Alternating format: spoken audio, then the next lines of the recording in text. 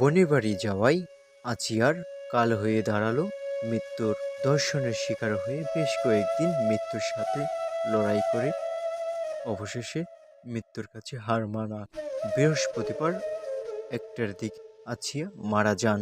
সেনাবাহিনীর হেলিকপ্টারে করে তাকে মাগুরায় নেওয়া হবে। মায়ের হাহাকার কান্নায় বাড়ি হয়ে উঠেছে আকাশ বাতাস। মা বলছে যারা এর সাথে জড়িত রয়েছে তাদেরকে ফাঁসি দেওয়া হোক। Saiful Islam, TSD news.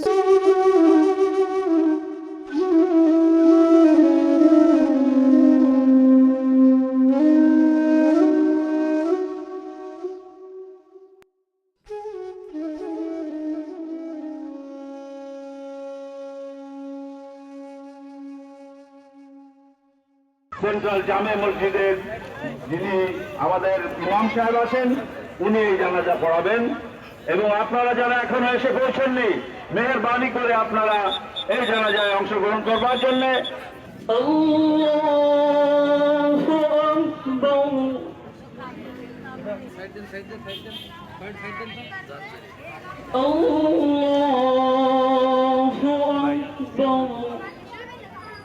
السلام عليكم ورحمة الله.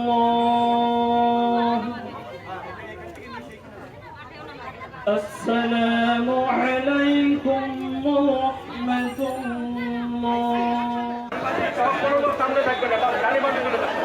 আপনারা ডানে বামে চলে যান। আপনারা যেহেতু আসছেন এক শোক সংবাদ শুনে, তার কল্যাণ আপনারা সকলেই চান, তার পরিবারের সকলের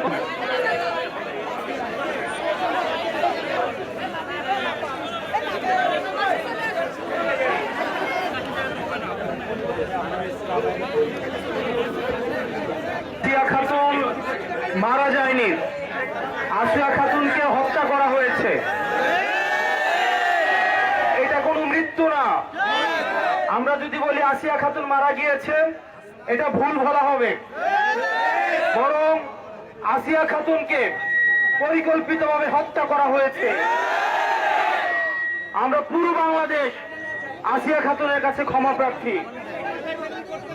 অতীতের যে ঘটনাগুলো ঘটেছে, এই ধর্ষণের মতো যে ঘটনাগুলো অতীতে ঘটেছে, সেগুলো যদি আমরা সঠিক সময়ে বিচার নিশ্চিত করতে পারতাম তাহলে আজকে এই আসিয়া খাতুনের করুণ পরিণতি ভোগ করতে হতো না।